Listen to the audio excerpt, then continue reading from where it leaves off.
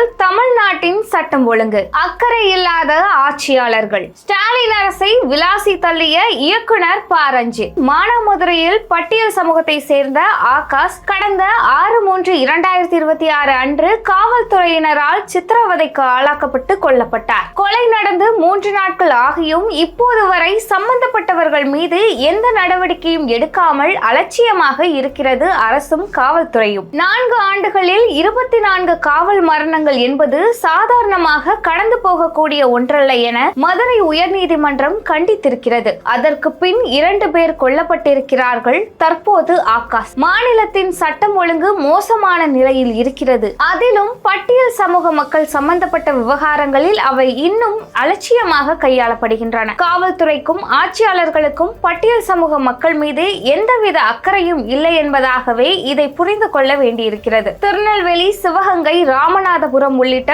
தென் மாவட்டங்களில் பட்டியல் சமூக மக்களுக்கு எதிரான சாதிய வன்கொடுமைகள் தொடர்ந்து அதிகரித்துக் கொண்டே இருக்கின்றன. காவல்துறையினர் உரிய நடவடிக்கையோ பாதுகாப்போ அளிப்பார்கள் என்கிற நம்பிக்கையை பட்டியல் சமூக மக்கள் இழந்து வருகிறார்கள். சமூக இயக்கங்களும் மனித உரிமை செயற்பாட்டாளர்களும் நீதிமன்றங்களும் தொடர்ந்து இதனை கவனப்படுத்தி வருகிற போதிலும் திமுக அரசு இவற்றை கட்டுப்படுத்துவதற்கு எந்த முனைப்பும் இல்லாமல் இருக்கிறது. ஒவ்வொரு குடிமகனுக்கும் சமூக அரசியல் பாதுகாப்பை உறுதி செய்யும் அடிப்படை உரிமைக்காகவே வாக்குரிமை ஏற்படுத்தப்பட்டுள்ளது. அந்த வாக்கரசியலுக்காக கூட பட்டியல் சமூக மக்களின் பிரச்சனைகளுக்கு செவி கொடுக்க மறுக்கிறது தமிழக அரசு. எல்லா அதிகார மட்டத்திலும் கைவிடப்பட்டவர்களாகவே பட்டியல் சமூக மக்களின் நிலை இருக்கிறது. அரசியலில் நாம் ஒரு மனிதன், ஒரு ஓட்டு, ஒரு மதிப்பு என்ற சமத்துவத்தை ஏற்றுக்கொள்கிறோம். ஆனால் சமூகமும் பொருளாதாரமும் சமத்துவமற்றதாகவே இருந்தால் இந்த ஜனநாயகம் நீண்ட காலம் நிலைக்காது என வலியுறுத்தியவர் பாபா சாஹேப் அம்பேத்கர். இன்று பட்டியல் சமூக மக்களின் உயிர் பாதுகாப்பே